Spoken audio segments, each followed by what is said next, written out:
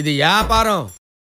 Hello మామ, ఈరోజు అయితే నేను యూట్యూబ్ ఇన్కమ్ గురించి అయితే చెప్తాను మీకు. అసలు ఎంత వచ్చింది ఏంటి అనేది. రోజుకి కామెంట్స్ అయితే చాలా ఎక్కువైపోయినాయి. ఇప్పుడు ఈ రోజు పెట్టిన వీడియోలు కూడా కామెంట్స్ చూడండి, యూట్యూబ్ ఇన్కమ్ ఇంకెప్పుడు చెప్తావు, అప్పుడే 3 months అయింది 4 months అయింది అని చెప్పి జనం అయితే అడుగుతూనే ఉన్నారు. ఇంక సర్లే ఇది కూడా చెప్పేస్తే అయిపోతుంది కదా అని చెప్పి ఈరోజు అయితే యూట్యూబ్ ఇన్కమ్ గురించి అయితే చెప్తాను. అసలు మన జర్నీ కూడా చెప్తాను. యూట్యూబ్ అనేది ఎలా మొదలైంది, అసలు యూట్యూబ్ కోసమే వ్యాపారం చేస్తాను లేకపోతే వ్యాపారం చేస్తూ యూట్యూబ్ చేస్తాను అని చెప్పి కొంతమందికి కొన్ని డౌట్లు అయితే ఉన్నాయి. సరే, అది కూడా ఒకసారి నేనైతే చెప్తాను. మీకు ఇంట్రెస్ట్ ఉంటే చూడండి, లేదంటే మాత్రం లాస్ట్లో ఎక్కడ ఉంటుంది యూట్యూబ్ ఇన్కమ్ ఎంత అనేది, అక్కడికి వెళ్ళి ఇన్కమ్ అయితే చూడండి.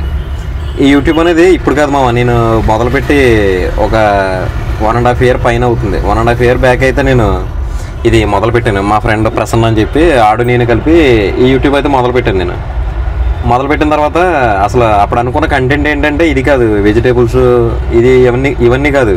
అప్పుడు అనుకున్న కంటెంట్ ఏంటంటే ఇప్పుడు ఓల్డ్ పీపుల్స్ ఉంటారు కదా, 80 years పైన ఓల్డ్ పీపుల్స్ ఉంటారు కదా, వాళ్ళ మీద పెద్దవాళ్ళ మీద ఒక డాక్యుమెంటరీ కింద. అంతే. ఎలా అంటే ఇప్పుడు ప్రతి ఒక్కరి లైఫ్లోనే ఏదో ఒక మర్చిపోలేని మూమెంట్స్ అనేవి కొన్ని ఉంటాయి. ఇప్పుడు 26-27 సంవత్సరాలకు మనకే చాలా మూమెంట్స్ అయితే ఉంటాయి. అలాంటిది 80 సంవత్సరాలు బ్రతికాడంటే వాళ్ళ లైఫ్లో ఇంకా చాలా ఎక్కువ ఉంటాయి కదా.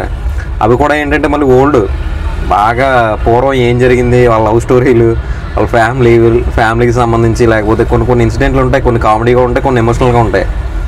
అవన్నీ ఒక్కొక్కరి మీద ఒక చిన్న డాక్యుమెంటరీ కింద తీసి చేద్దామని చెప్పి అప్పుడు నాకు వచ్చిన థాట్ అది ఇప్పటికీ యూట్యూబ్లో ఎవరు చేయలేదు. ఎవరికైనా ఇంట్రెస్ట్ ఉండి చేయగలిగితే మాత్రం చేయండి, మంచి కంటెంట్ అది రీచ్ అవుతుంది. ఎందుకంటే ఇప్పుడు పెద్దవాళ్ళు ఎవరైనా ఉన్నారంటే, ఇప్పుడు 8 years పైన ఎవరైనా ఉన్నారంటే, ఇప్పుడు వాళ్ళు మా రోజుల్లో ఇలా జరిగింది అని చెప్తూ ఉంటే మనం నోరు వెళ్ళబెట్టి అలా చూస్తూ ఉంటాం వాళ్ళ వైపు, ఏంటా అని చెప్పి. అంత ఇంట్రెస్ట్ ఉంటుంది ఓల్డ్ పీపుల్స్ ఏదైనా చెప్తుంటాయి. కాబట్టి ఆ కంటెంట్ మంచి రీచ్ అవుతుంది. నేను అసలు ఫస్ట్ అనుకున్న అది కానీ ఏమైందంటే తర్వాత మనకున్న సిగ్గు వల్ల దీనివల్ల మనం ఎవరిని అడగలేకపోయాం. ఇప్పుడు పెద్దవాళ్ళని అడగాలంటే వాళ్ళ దగ్గరికి వెళ్ళాలి, మాట్లాడాలి.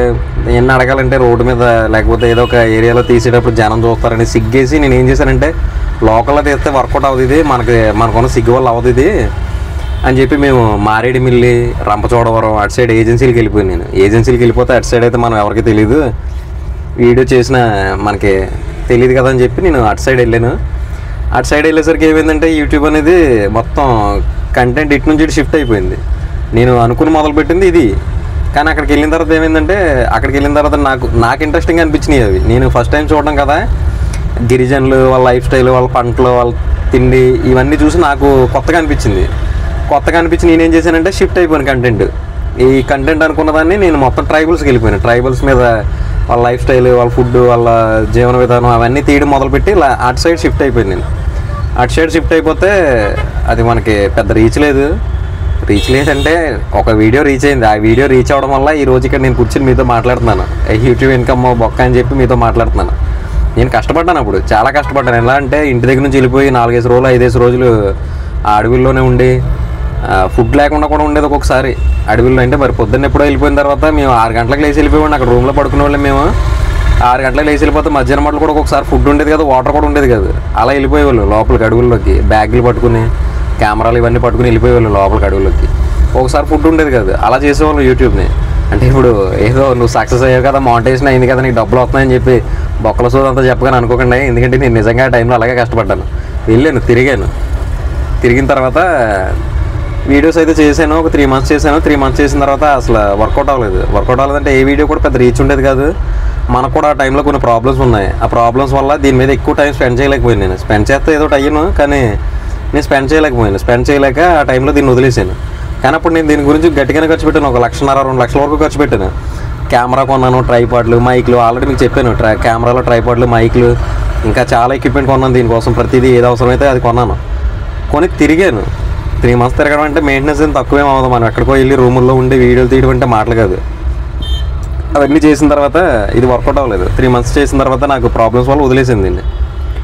వదిలేస్తే ఆ తర్వాత కొన్ని రోజులకి నేను హైదరాబాద్ వచ్చి నర్సరీ పెట్టుకుందామని హైదరాబాద్ వచ్చాను. నేను మొక్కల నర్సరీ ఉంటుంది కదా, మా వాళ్ళు అందరికీ నర్సరీలే. అలా నర్సరీ పెట్టుకుందామని చెప్పి నేను హైదరాబాద్ వచ్చాను. ఈ హైదరాబాద్ వచ్చిన తర్వాత ఏమైందంటే మనకు ప్లేస్ దొరకలేదు. మొత్తం హైదరాబాద్ అంతా తిరిగాను నేను. 3 months ఖాళీగా ఉన్నాను. యూసఫ్గూడలో తెలిసిన ఆయన రూమ్లో ఉండేవాడిని. అక్కడ అసలు చాలా తిరిగాను, మొత్తం అన్ని ఏరియాలు తిరిగాను. ఎక్కడ ఒక సైట్ అయితే దొరకలేదు మనకి నర్సరీ పెట్టుకోవడానికి, మొక్కల నర్సరీ పెట్టుకోవడానికి. అలా తిరిగిన తర్వాత ఆ టైంలో మనకి కూకట్పల్లి నుంచి గాజుల రామారం రోడ్లో ఒక హోటల్ ఉంది. ఆ హోటల్ ఉంటే ఆ హోటల్ తగిలింది. తెలిసిన వాళ్ళ ద్వారాగానే ఒక హోటల్ ఉంది చేసుకుంటారని చెప్పి అయితే వచ్చింది. నేను గతంలో కూడా హోటల్ చేశాను. కరోనా తర్వాత నేను హోటల్ చేశాను. హోటల్ చేయడం అంటే మా అమ్మమ్మ గారు ఊర్లో చేశాను. అది కూడా అంతే, ఖాళీ సైట్లో ఒక షెడ్ వేసేసి అన్నీ చేశాను. చేస్తే వ్యాపారం చాలా బాగా జరిగేది. కానీ ఆ టైంలో మనకి వర్కౌట్ అవ్వలేదు. అంతే, చేసేవాళ్ళు లేక ఒక్కడిని అయిపోయి చేయలేక వదిలేసేదండి. వదిలేస్తే దాంట్లో 4.5 నుంచి 5 లక్షలు పోయింది ఆ హోటల్లో.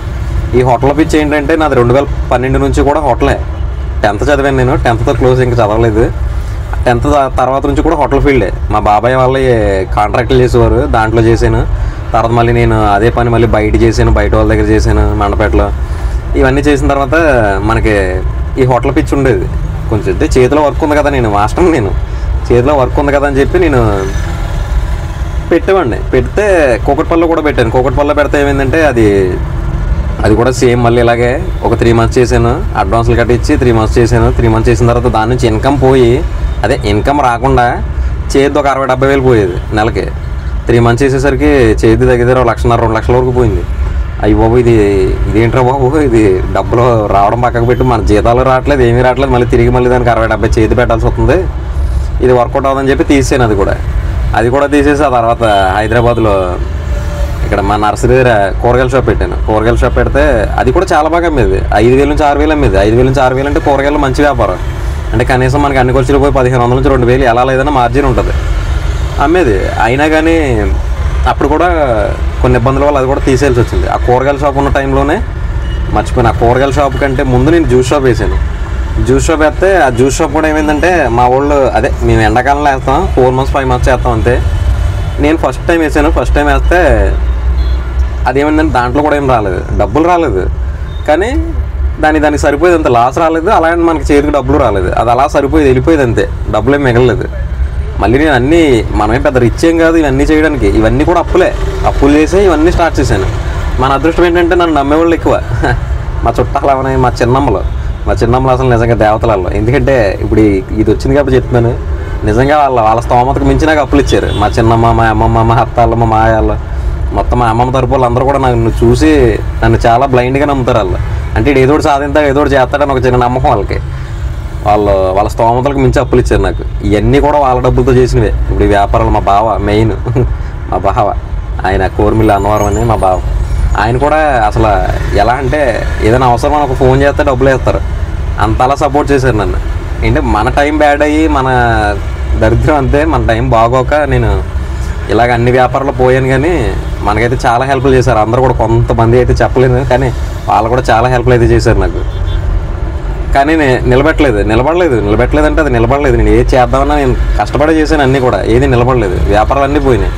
కూరగాయల షాప్ పెట్టాను, తర్వాత జ్యూస్ షాప్ అలా పోయింది, తర్వాత కూరగాయల షాప్ పెట్టాను. కూరగాయల షాప్ పెడితే అది కొన్ని కారణాల వల్ల అది తీసేయాల్సి వచ్చింది. వ్యాపారం చాలా బాగా జరిగేది.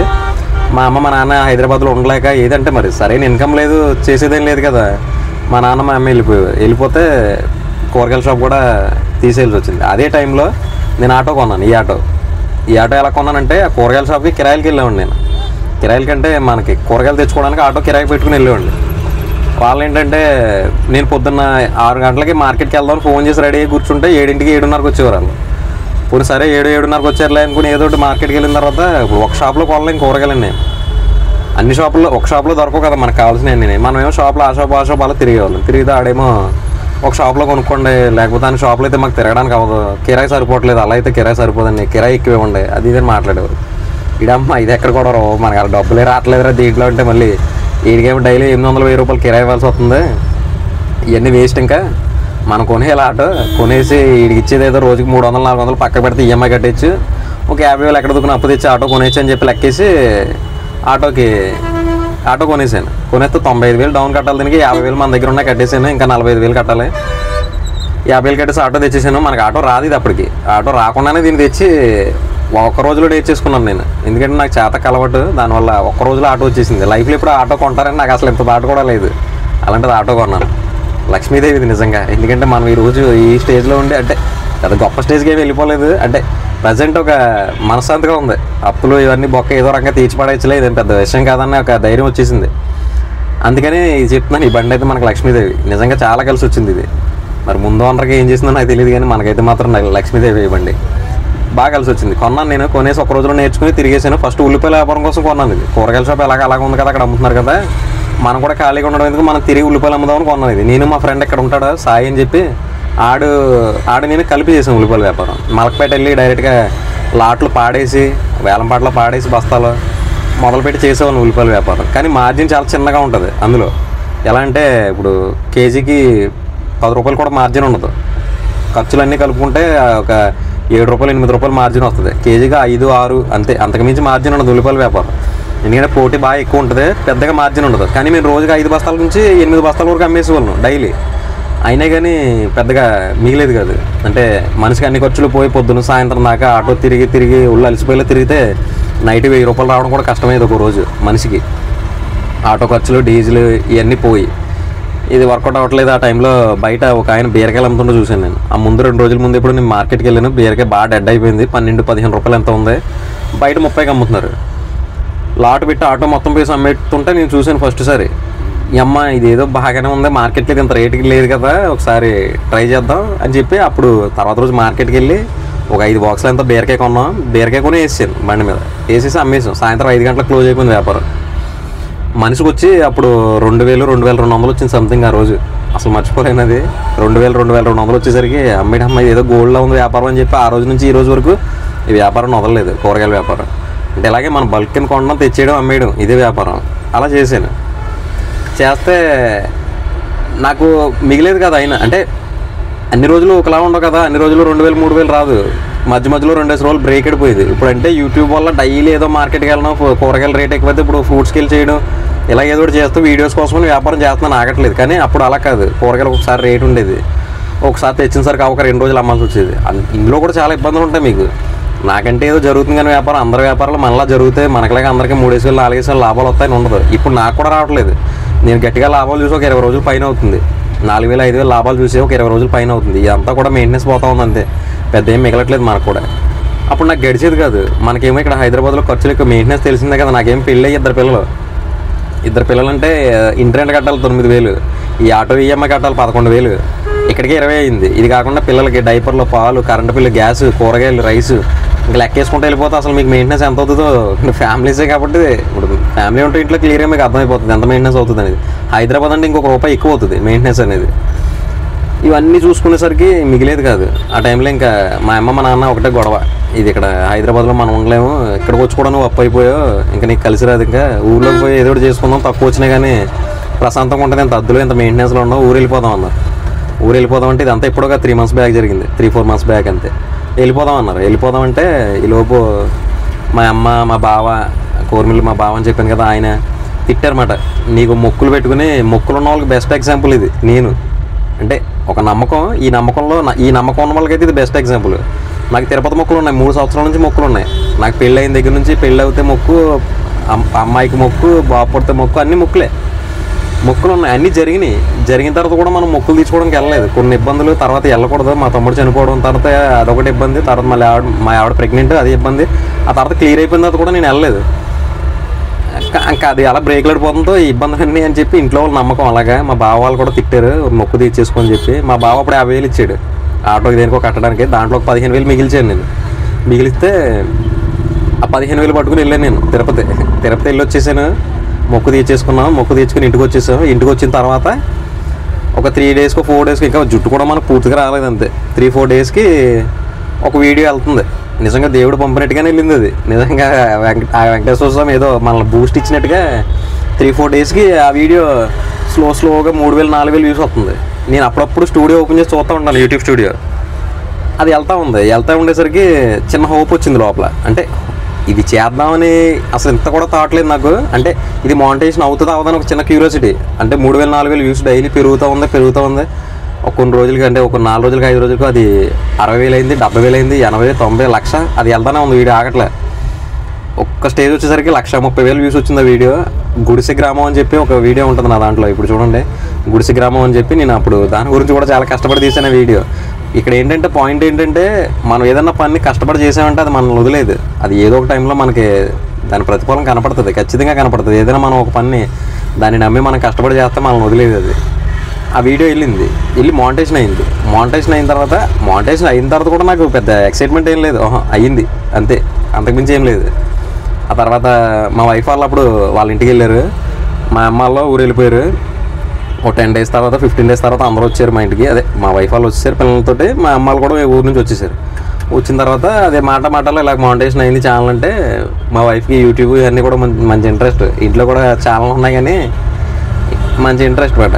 ఆ టైంలో మా వైఫ్ మా అమ్మ తిట్టారు, చెయ్యి ఎందుకు ఒక టైంలో పిచ్చోళ్ళ తిరిగావు కదా నువ్వు యూట్యూబ్ కోసం, ఇప్పుడు ఏమైంది నీకు, మానిటైజేషన్ అయింది కదా ఇప్పుడు చేయడానికి ఏంటి నొప్పి అని చెప్పి తిడితే వాళ్ళు తిట్టారు. తిట్టిన తర్వాత సరే చేస్తానని చెప్పి అప్పుడు ఛానల్ మన పేరు ఏంటంటే ఇదే ఛానల్ పేరు ఓల్డ్ మెమోరీస్ వైటీ అని ఉండేది, ఇదే ఛానల్ పేరు.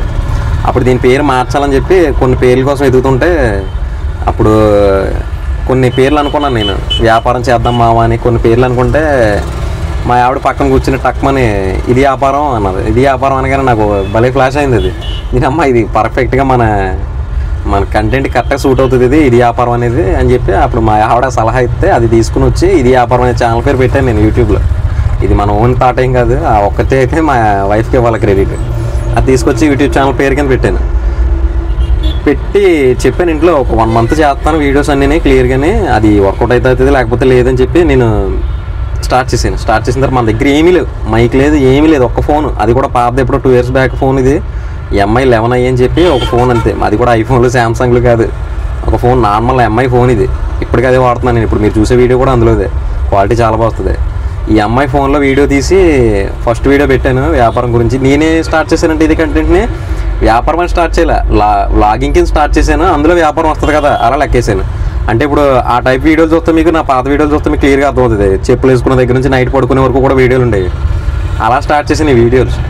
ఫస్ట్ వీడియో పెట్టగానే అది 3-4 days కొంచెం స్లోగా వెళ్ళింది, తర్వాత నుంచి ఫ్లైట్ వెళ్ళినట్టు వెళ్ళింది. తర్వాత second video, third video, fourth video, fifth video, sixth video ఇంకా అసలు నాన్ స్టాప్. ఇంకా మనం వీడియో పెడితే 50K వ్యూస్. ఇప్పుడంటే తగ్గింది, మధ్యలో మనం వీడియోస్ ఆపేయడం వల్ల అది కాకుండా కొంచెం ఏదైనా కంటెంట్ రొటీన్ అయిందేమో అనిపించింది నాకైతే. ఇప్పుడు కొంచెం తగ్గింది రీచ్ అయితే.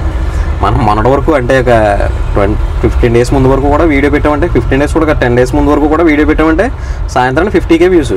50K వ్యూస్, ఇన్కమ్ కూడా ఎక్సలెంట్ ఇన్కమ్. ఫస్ట్లో కొంచెం తక్కువ వచ్చింది ఫస్ట్ మంత్, సెకండ్ మంత్ నుంచి మనకి టాప్ ఇన్కమ్ వచ్చింది. ఇప్పుడు మీకు చెప్పేది ఏంటంటే నా ఫస్ట్ మంత్ ఇన్కమ్, ఇప్పుడు నేను thumbnail కూడా అదే ఉంది, నేను ఎవరన్నా మోసం చేయాలని కాదు. నా ఫస్ట్ మంత్ ఇన్కమ్ నేను నా యూట్యూబ్ నుంచి నేను చేతులతో తీసుకున్న డబ్బులు అదే అకౌంట్లో పడ్డాయి.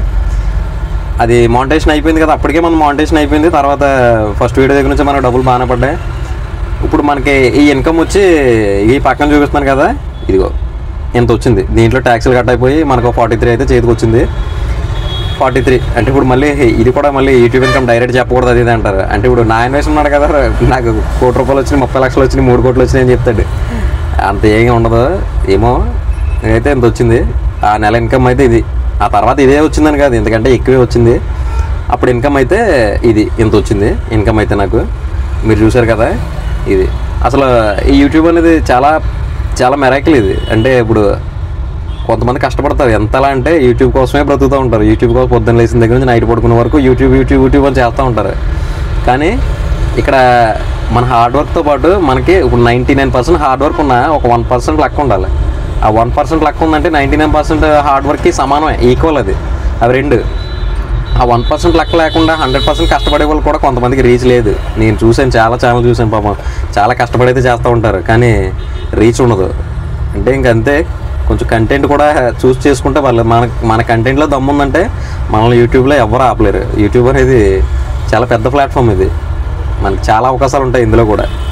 మనం కంటెంట్ అనేది పర్ఫెక్ట్గా ఇచ్చి దీనికి ఎంతవరకు ఇవ్వాలో అంతవరకు ఎఫర్ట్ ఇస్తే మాత్రం పర్లేదు, వర్కౌట్ అవుతుంది, ఇది చేయొచ్చు. నా యూట్యూబ్ అయితే ఇది ఈ రకంగా జరిగింది. నెక్స్ట్ మంత్ నుంచి ఇన్కమ్ అయితే పెరిగిందిలే, దానికంటే ఎక్కువ ఇన్కమ్ అదైతే మళ్ళీ తర్వాత అయితే చేస్తాను. మళ్ళీ ఇంకా అన్నిసార్లు అడగండి. ఇన్కమ్ అయితే మాత్రం ఇప్పుడు చూపించిన దాని మీద అయితే ఎక్కువే వస్తుంది నాకు ప్రతి మంత్ కూడా ఇన్కమ్ అయితే. అది ఈ యూట్యూబ్ కూడా నాకు చాలా ప్లస్ ఉంది దీనివల్ల, అంతే మైనస్ కూడా ఉంది. ఎందుకంటే ఇప్పుడు ఈ వ్యాపారం చేస్తున్నాం కదా, మన వ్యాపారం ఏమో ఓపెన్ వ్యాపారం, అంతా ఓపెనే. నేను ఎంత తక్కువ ఉన్నాను, ఎంత కమ్ముతున్నాను, ఇవన్నీ ఓపెన్గానే చెప్తాను. ఎందుకంటే అక్కడ ఓపెన్గా చెప్పడం వల్లే మీరందరూ నన్ను చూస్తున్నారు, అలాగే నన్ను సపోర్ట్ చేస్తున్నారు మీరందరూ కూడా, నాకు డబ్బులు కూడా వస్తున్నాయి. ఇవన్నీ మీకు చెప్పడం వల్లే అంత ఓపెన్గా. కాబట్టి ఆ ఓపెన్గా చెప్పడం వల్ల ప్రాబ్లం ఎక్కడ వస్తుందంటే నాకు ఇవాళ 3000 వచ్చింది 4000 వచ్చింది ఒక ప్లేస్లో పెట్టి చేస్తాను. నా ముందు 2 బళ్ళు నా వెనకాల 2 బళ్ళు పెట్టేస్తున్నారు. హైదరాబాద్ అనేది మహాసముద్రం, ఇది ఎక్కడైనా బ్రతకొచ్చు. అంటే బోల్డ్ అవకాశాలు ఉంటాయి హైదరాబాద్లో బ్రతకడానికి కూడా, లక్షల్లో అవకాశాలు ఉంటాయి. మనం ఆ అవకాశాన్ని పట్టుకునేంత వరకునే కష్టపడాలి. ఆ తర్వాత అది మనల్ని తీసుకెళ్తుంది. మనం కష్టపడితే మనకి బ్రతకొచ్చు హైదరాబాద్ ఎలాంటి వాడికైనా అవకాశం ఇస్తుంది. ఈ హైదరాబాద్లో బ్రతకలేని వాడు ప్రపంచంలో ఎక్కడా బ్రతకలేడు. ఈ హైదరాబాద్లో బ్రతకలేకపోతే ప్రపంచంలో కష్టం ఇంకా ఎక్కడ అవ్వదు వాడి వల్ల. అలాంటి హైదరాబాద్ ఇది. ఈ హైదరాబాద్లో బోల్డ్ రోడ్లు ఉన్నాయి, బోల్డ్ ప్లేస్లు ఉన్నాయి. వీళ్ళందరూ ఏంటంటే నా చుట్టూరునే తయారవుతారు వ్యాపారం. ఆ బళ్ళు పట్టుకొచ్చి నా చుట్టూరునే పెడతారు. అలా తయారైంది నా వ్యాపారం. అయితే ప్రజెంట్ అయితే డౌన్ అయింది. ఈ డౌన్ అవ్వడానికి కారణం ఏంటంటే ఇది కూడా నేనే కావాలని ఇప్పుడు ఫ్రూట్స్ ఇవన్నీ తిరుగుతున్నాను. ఎందుకంటే నేను ఈ 20 డేస్లో నేను కొంచెం వ్యాపారం పెంచుకుంటాను. నేను కూడా రెంట్ కట్టి షాప్ తీసుకుని లైసెన్స్ తీసుకుని వ్యాపారం అయితే చేస్తాను. ఆ టైం వచ్చేసరికి కొంచెం ఒక 20 రోజులు టైం పడుతుంది. అప్పటి వరకు కూడా వ్యాపారం అయితే డల్గానే ఉంటుంది. యూట్యూబ్ కూడా డల్ అయింది దానివల్ల. సరే చూద్దాం మరి ఏమవుతుంది ఏంటనేది. ఇది మా ఈరోజు యూట్యూబ్ ఇన్కమ్ వీడియో అయితే కొంచెం లెంతే వచ్చింది. ఇక్కడ వరకు చూసారంటే మీకు నా పట్ల కొంచెం ఇంట్రెస్ట్ ఉన్నట్టే. కాబట్టి సబ్స్క్రైబ్ చేయమా, ఏం పోయింది. మన కంటెంట్ అయితే మిమ్మల్ని ఎక్కడ బోర్ కొట్టనేను. అంటే ఈ మధ్య కొంచెం అవుతుంది, తప్పట్లేదు అంతే. కానీ నెక్స్ట్ నుండి అయితే ఎలా ఉండదు. నేను కూడా మీ గురించి మారుస్తాను. కంటెంట్ కూడా మార్చడం అంటే వేరేది ఏం కాదు. అతి తక్కువ బడ్జెట్లో డబ్బులు ఎలా సంపాదించాలనేది అయితే మన ఛానల్ అయితే క్లియర్గా తెలుస్తుంది మీకు. అదే తక్కువ బడ్జెట్లో రిస్క్ లేకుండా వ్యాపారం చేసి డబ్బులు సంపాదించడం. ఇది మామ. సబ్స్క్రైబ్ చేయండి మరి. ఉంటా మరి. బాయ్. ఇది వ్యాపారం.